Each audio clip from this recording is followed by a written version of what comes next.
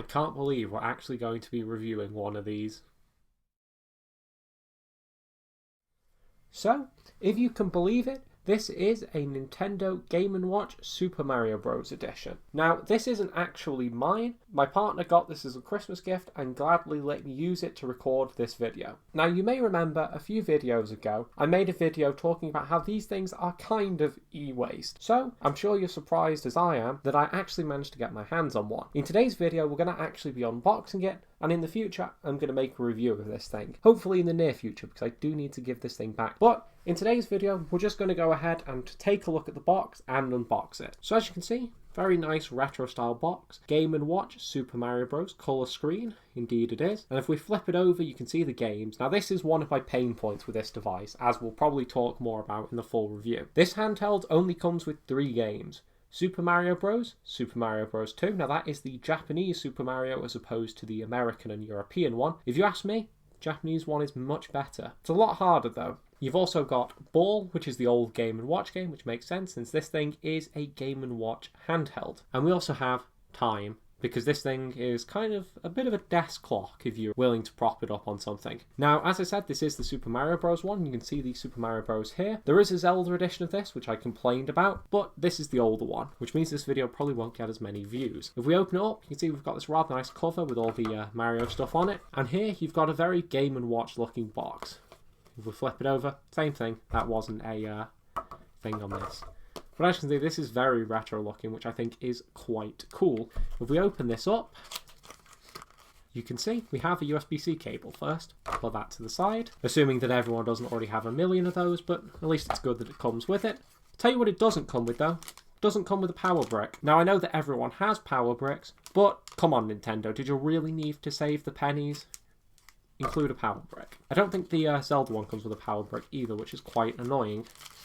And here we have the unit itself. And as you can see, this is a very nice little thing. Now, this is very small, and I didn't quite understand how small it is until I actually got my hands on one. This is a very, very tiny unit, which, to be honest, for a handheld games console is actually very good. You've got your D-pad here. Now, this is actually probably one of the nicest D-pads I've ever used. It's very clicky and definite. Apparently, it's quite a lot like an original NES controller, but I've never used an original NES controller, so I couldn't compare it to that. But it is very good. Perfect for playing Super Mario Bros., funnily enough. You've got the B button, you've got the A button. Now, for some reason, these are just like rubberized. There's no plastic or anything over the top of them, which is quite bizarre. Not a huge fan of it, but they are teeny tiny and it works perfectly. There's not much wrong with these, really. You've got game, time, pause and set up here. On the side, you've got a USB-C port. Now, this is only for charging. There's no data transfer. As I said, you can't put any more games on this, unfortunately. And you can't hack it through this port either, because believe me, people have tried. That's how we know it's charging only. And you've got the power button here, and on the back, you've just got all this sort of thing. And also, here's some screws that you'll need to remove if you want to hack this console. And there we go. Also, much like the old school Game & Watches, you've got Game & Watch here, Nintendo here, Super Mario Bros. Up here. And there you go, that's the unit itself. So I will be back in a minute and we'll go ahead and turn this thing on. So let's go ahead and turn this unit on with the power button on the side. When you turn it on, the first thing that you get is this rather nice Super Mario Bros. Clock. Now I imagine that the main purpose of this device is to be left on the side and used as kind of a clock. And for that purpose, it's pretty good. This is a fun little clock. Now the first thing that I noticed when I started using this device is that the screen is actually very good, and I do hope that that comes through on the camera. The colours are very nice, very vivid, which is good for an old game like this. It is a little bit on the small side, but again, for such a small unit, that's not a problem. What's not so good is the speakers. They're of poor quality and they cause the whole unit to vibrate if you have them loud enough to be audible. If you don't want any vibration, you have to either turn the sound off or have it so quiet that you can barely hear it, which is very annoying, especially considering the fact this unit doesn't have a headphone jack, and you can't even connect a headphone jack adapter to that USB-C port because, again, it is just for charging. If you want a headphone jack on this unit, you will have to mod one in, which is not an easy process and involves cutting the case, which is very annoying. I don't know why this couldn't have just had a headphone jack, but I guess it is what it is. This is really meant to be a collector's device as opposed to something you actually play on, but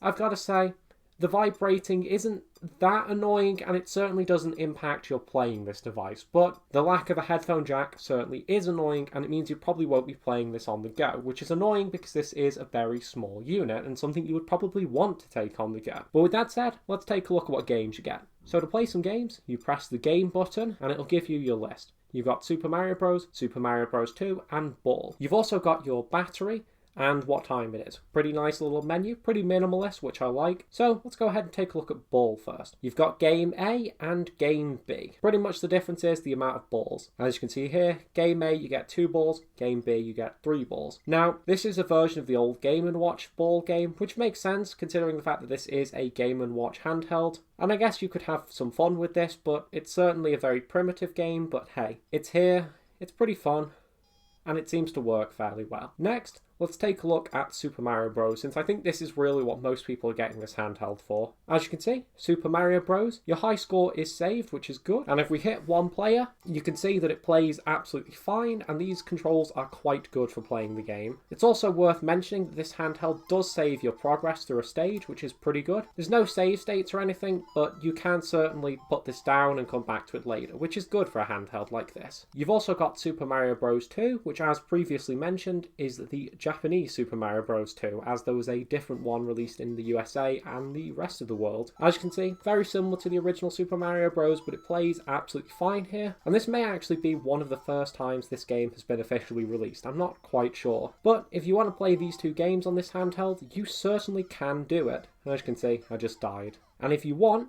you can put the handheld into sleep mode, turn it back on, right back where you left off. That's pretty nifty. So, my first impressions, having unboxed this unit and have a little mess around with it, it's a pretty good little handheld. It's not the best, not the worst. There are a lot of hardware problems here, and certainly I wouldn't recommend this for actually gaming, but as a collector's piece, it is pretty nice. But I'm going to reiterate what I said in my last video about this handheld. It is a little bit wasteful. You will only ever have those 3 games on here and nothing else, which is such a shame because it is quite a nice unit. If there was a way to add more games easily and a headphone jack on this unit, I might actually recommend this. But unfortunately though, I simply can't recommend this thing, because inevitably what's going to happen is you're going to finish those 2 games and then you're probably never going to touch this thing again. So what I'm going to say instead is that you should get one of these. This is an RG351P. Much like this handheld, it plays Mario Bros, both of them, and it looks pretty cool and retro.